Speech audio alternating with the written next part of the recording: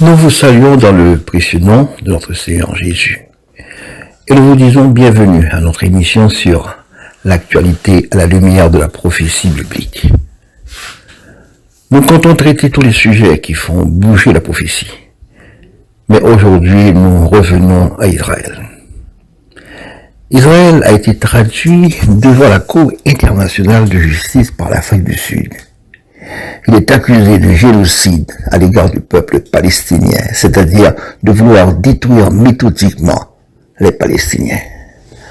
La Cour internationale de justice est l'organe judiciaire principal de l'Organisation des Nations Unies, ONU. Elle est l'une des 6 institutions de cette organisation.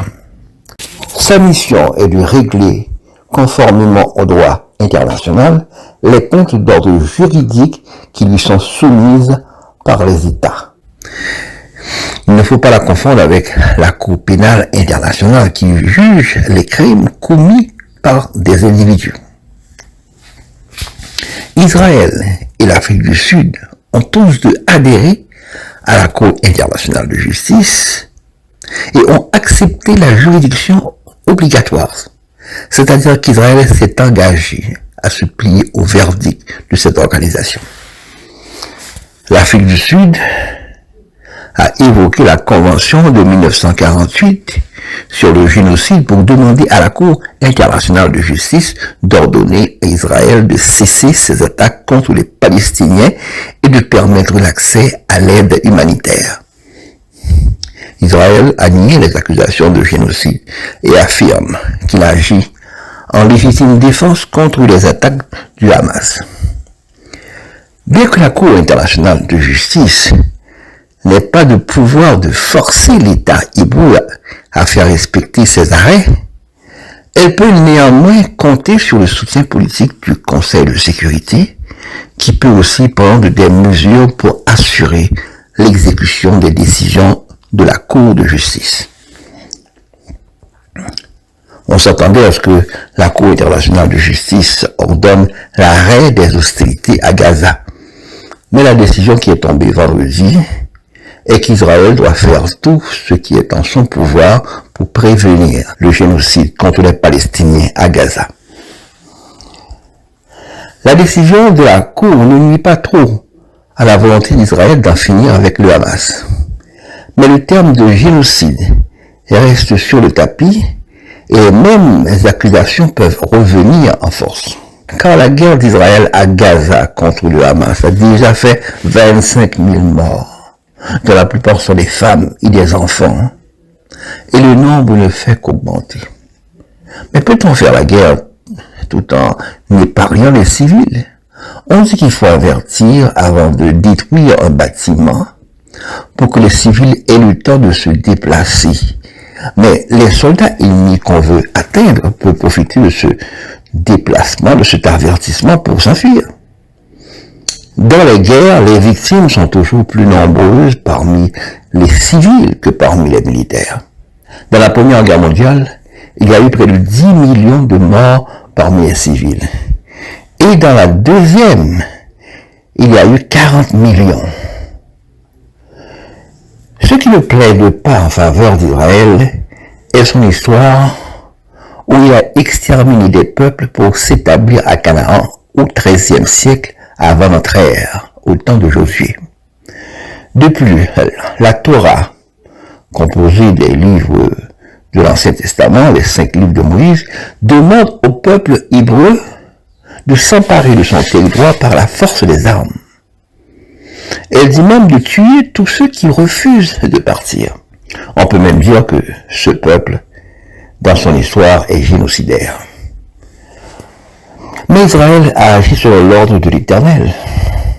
Ce qui veut dire qu'accuser Israël pour la destruction de Jéricho et l'extermination de tous ses habitants, l'accuser pour l'élimination des Amoréens et des autres peuples de Canaan revient à accuser l'Éternel.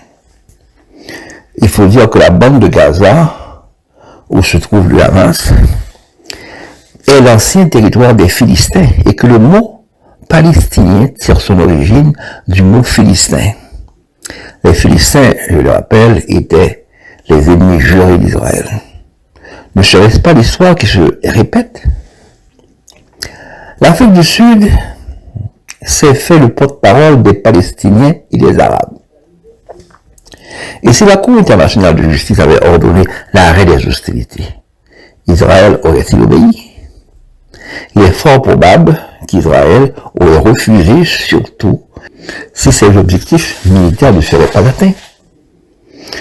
Cela pourrait être porté devant le Conseil de sécurité et si les États-Unis décidaient de ne pas imposer leur veto en tant que les 5 membres permanents du Conseil, ce pourrait bien que le Conseil décide de faire usage de la force pour régler le problème.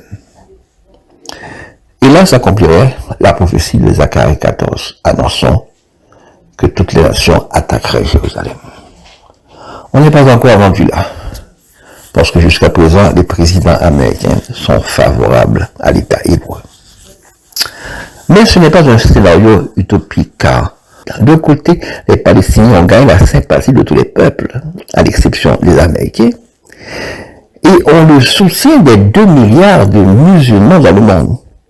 De l'autre, Israël doit réoccuper toutes les terres que l'Éternel lui a données pour toujours à sa postérité. On peut le lire dans Genèse chapitre 13, 14 et 15.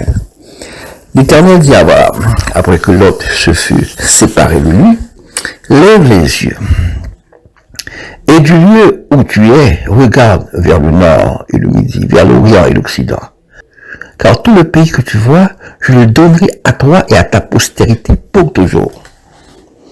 Cette promesse a été faite de nouveau à Isaac, à Jacob, à Moïse. Et quand Josué est entré en Canaan, il a conquis. Dieu a confirmé que c'était bien le territoire qu'il a donné aux Israélites. Israël ne peut pas donner de ce territoire, sinon il aura affaire à Dieu lui-même. Et si les occupants refusent de partir et veulent lui faire la guerre comme c'est le cas, on peut se retrouver devant une situation que la justice humaine peut qualifier de génocide. Et comme on l'a dit plus haut, accuser Israël, c'est accuser Dieu lui-même, qui a demandé à ce peuple de chasser les occupants de ce territoire et d'occuper les lieux pour toujours. Selon Ézéchiel 36, tous les Juifs doivent retourner en Israël avant la fin du monde. Cette prophétie doit s'accomplir avant que le Messie revienne. Il arrivera un jour que Dieu prendra la parole pour défendre ses oracles et imposer ses décisions. Car ses droits passent avant les droits de l'homme. En attendant ce jour, puisse Dieu vous bénir et vous garder. Merci. Prions Dieu, ô éternel Dieu de l'univers, toi de qui viennent toutes les choses qui sont en haut dans le ciel et en bas sur la terre, toi à qui appartiennent cette planète et ce qu'elle renferme, le monde et ce qui l'habite. Que les hommes puissent comprendre que ce sont tes décisions qui ont de la valeur. Que la communauté des chrétiens se range de ton côté dans l'exécution de tes plans. Que ces plans se réalisent et que l'on voit arriver le Messie tant attendu. Donne-nous aussi de nous préparer pour le rejoindre dans les cieux et être à jamais réunis à lui. Fais-nous grâce, ô Éternel, au nom et par le mérite de ton Fils Jésus. Amen.